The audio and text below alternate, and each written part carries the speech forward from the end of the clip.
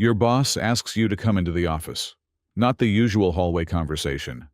The actual office, with the door closed behind you. They smile. They tell you the team has noticed your contributions. They say the word senior or director, or vice president of something that sounds important. They slide a number across the desk or mention it casually, like it's a formality. Because of course you're going to say yes. And you smile back. You say thank you. You say you're excited. And somewhere underneath all of that, your stomach drops. Because you already know what this means. You've watched the person who had this title before you. You've seen what their calendar looks like. You've gotten the forwarded emails at 9:30 on a Tuesday night with a question mark at the top, as if the question mark makes it feel casual. You've noticed that they're always the last one on the video call and the first one to look exhausted.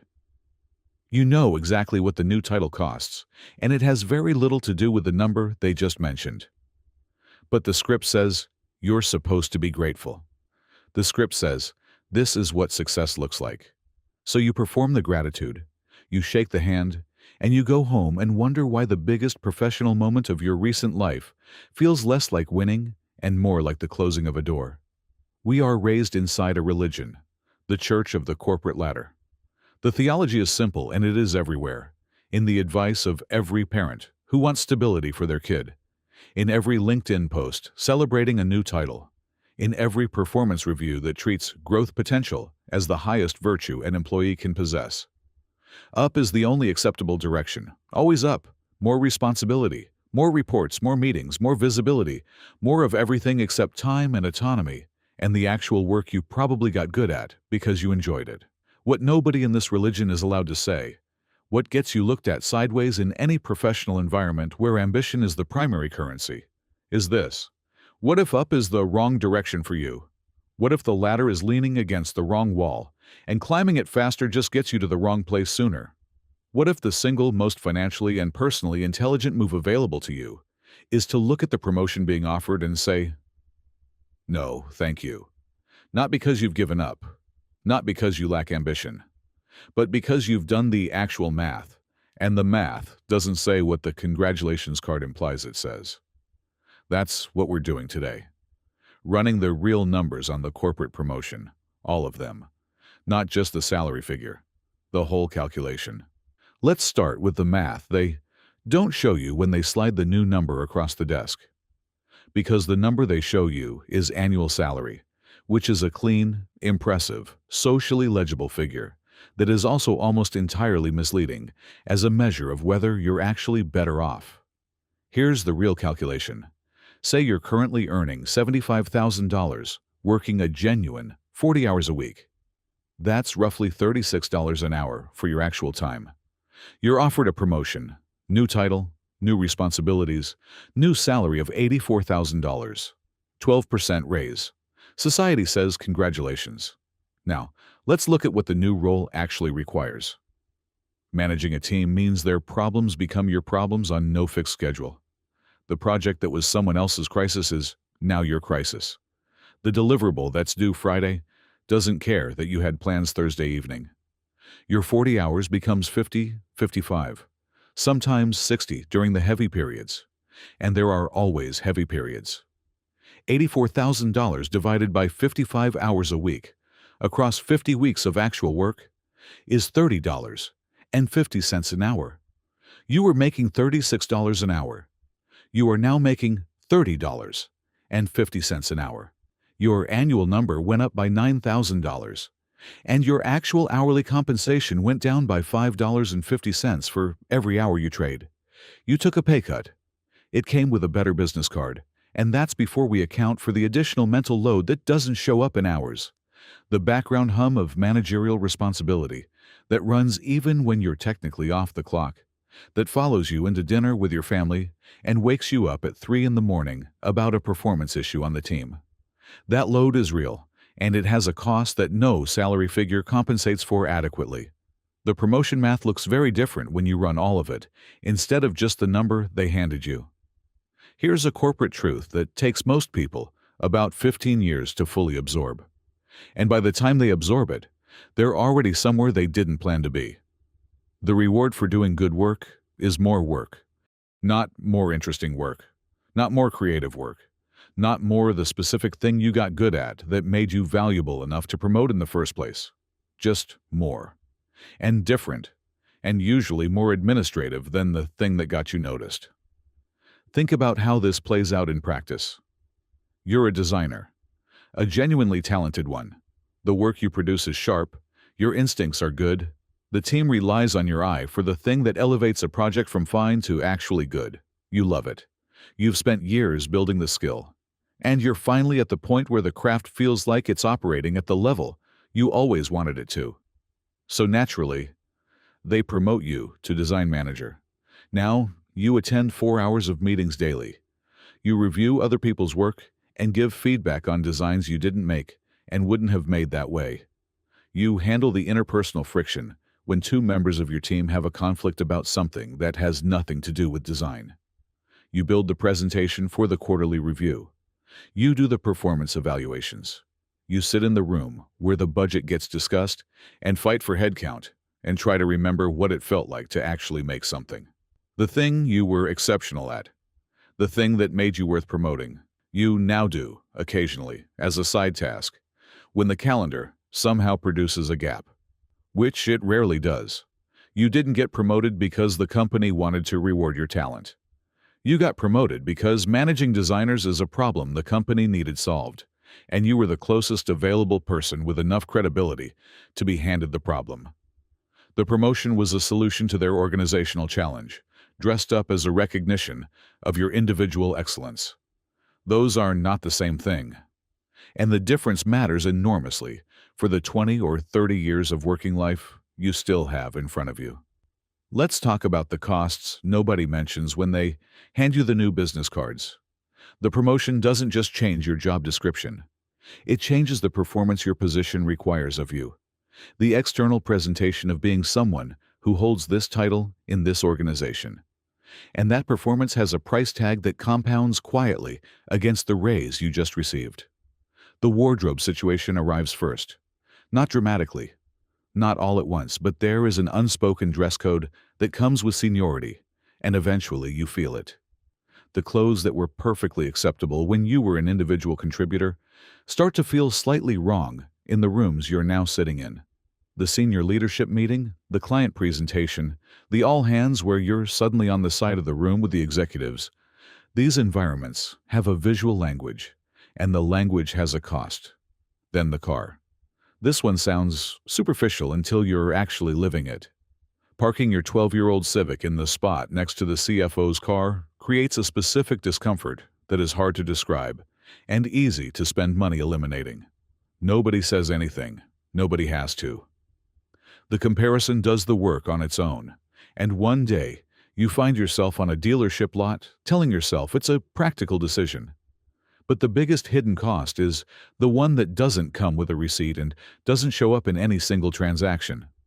It shows up in aggregate at the end of the month when you add up what you spent on the services that have gradually replaced the life the promotion took from you. The food delivery because you're home at 7:30 with no energy to cook. The house cleaner because the weekends that used to handle that are now handling catch-up work and recovery sleep. The lawn service because the yard became one more thing you look at with vague guilt and never have time to address. The convenience premium on every category of life. Groceries delivered, errands outsourced. The small tasks of living a functional daily life now contracted out to other people because your time has been entirely purchased by the company. You are not spending this money frivolously. You are spending it because you have no time and no energy. And both of those things were taken by the job that generated the income you're now spending to compensate for their absence. Run the numbers at the end of year one in the new role. The raise, minus the wardrobe, minus the car upgrade, minus the management lifestyle infrastructure, minus the taxes on the higher bracket, and the net improvement to your actual financial position is often somewhere between modest and imperceptible. You are making more money to fund the life you no longer have time to live. So if the math is this bad, if the hourly rate goes down, the hidden costs consume the raise, and the job you loved gets replaced by a calendar full of meetings. Why does almost everyone say yes? One word: ego. The LinkedIn notification hits different when it says promotion instead of work anniversary. The congratulations flood in from people you haven't spoken to in 4 years, from college connections who barely remember you, from acquaintances who will never think about you again after they click the thumbs up. For approximately 72 hours, your professional existence is validated by a number of people that feels significant in the moment and means almost nothing in practical terms. Your parents can say something at the next family gathering. Your partner announces it somewhere. At the dinner party, you now have an answer to what do you do that commands a slightly different quality of attention. And for all of that, the 72 hours of LinkedIn dopamine, the family bragging rights, the dinner party currency, you traded your evenings, your weekends, your blood pressure readings at the annual physical that have been trending in the wrong direction for 2 years. The bedtime routine with your kids that you used to be present for and now participate in approximately 3 times a week if the Slack messages cooperate. Social validation from people who don't actually love you is the most overpriced purchase in the modern economy. And the corporate promotion is the most elaborate and socially celebrated mechanism for making that purchase available. The ego wants the title. The ego is not paying the bill. Your nervous system is paying the bill. Your family is paying the bill. Your sleep is paying the bill. The congratulations expire in 3 days. The working conditions that came with the congratulations last for years. Let me introduce you to the person who is actually winning, not the one LinkedIn celebrates. The one who is quietly, entirely fine in ways the director title cannot buy. They've been at the company for 8 years. Same general role, maybe a few incremental title adjustments. Nothing that required a press release or a round of handshakes. They make somewhere between $90,000 and $110,000. Solid, real money, enough to live well and invest meaningfully. They have 0 direct reports. Not one. No performance reviews to write, no personnel conflicts to mediate. No one's bad week becoming their problem at 6 in the evening. They clock out at 5. Not 5:15, not 5 with a laptop that comes home, 5. The work is done, the laptop stays, the evening belongs to them. They don't check Slack on Saturday. They don't have a Saturday relationship with Slack at all. Their phone stays face down at dinner because nothing in their professional world is so urgent that it cannot wait until Monday morning when they are paid to address it. Their title hasn't changed in 4 years. In certain professional cultures, this reads as stagnation, as someone who leveled off, who didn't have what it takes to move up, who lacks ambition. Here's what their financial life actually looks like. 4 years of consistent investing with no lifestyle inflation driven by management expectations. No wardrobe tax, no executive parking pressure, no army of convenient services consuming the raise.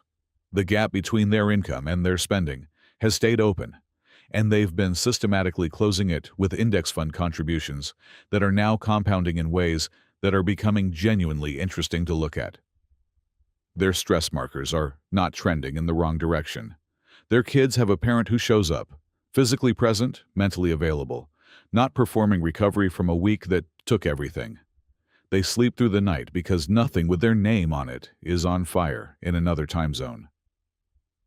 Society looks at their LinkedIn profile and sees someone who plateaued.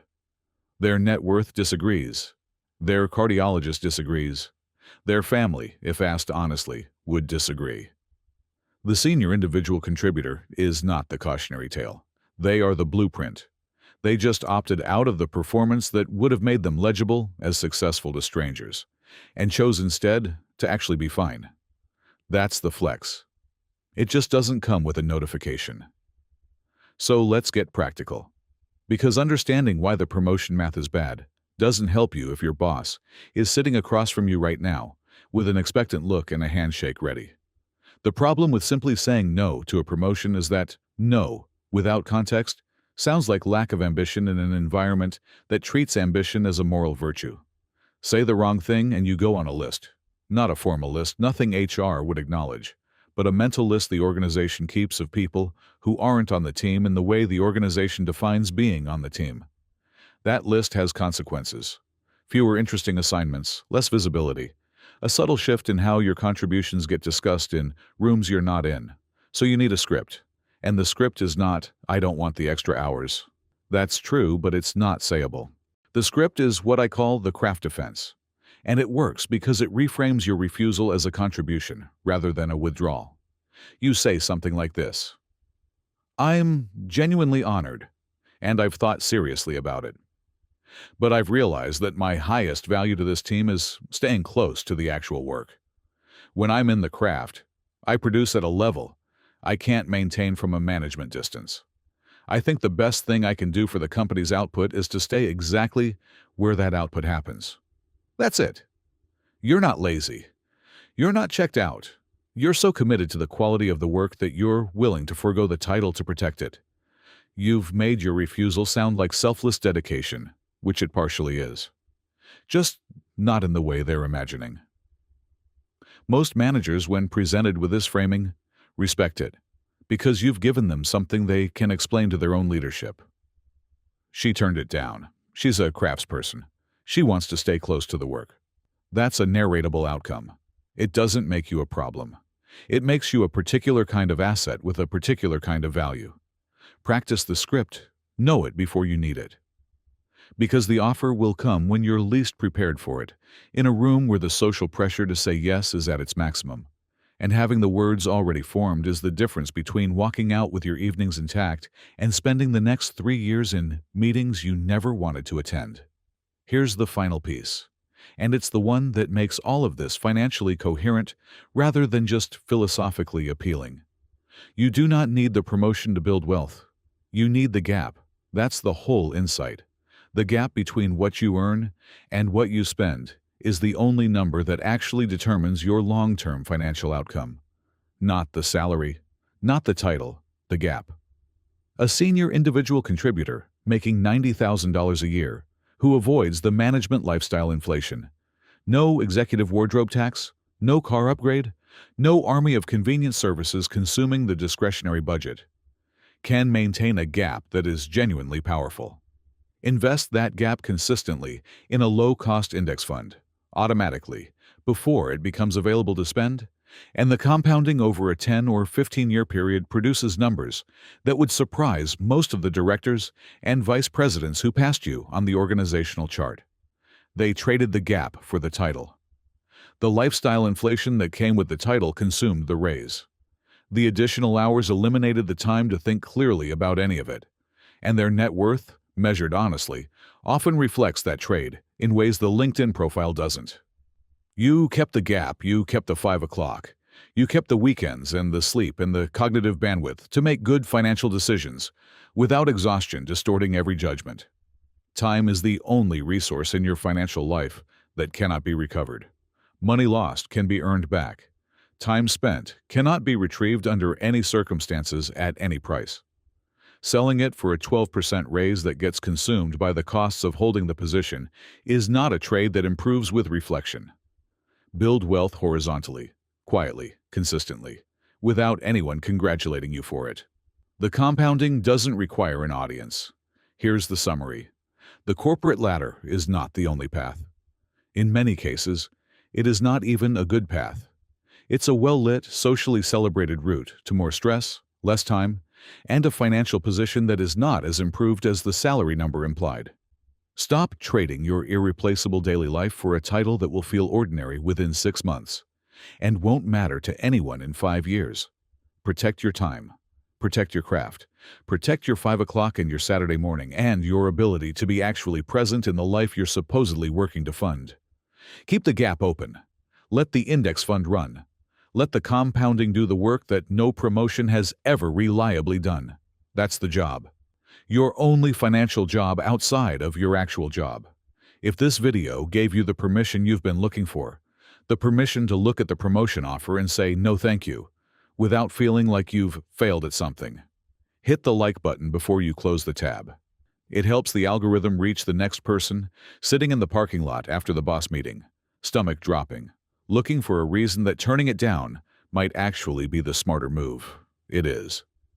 The math says so. If you're not subscribed yet, this is the channel where the math gets run honestly. No corporate sponsors. No version of career advice designed by people who benefit from you climbing ladders they built. Take care of yourselves. I'll see you in the next one.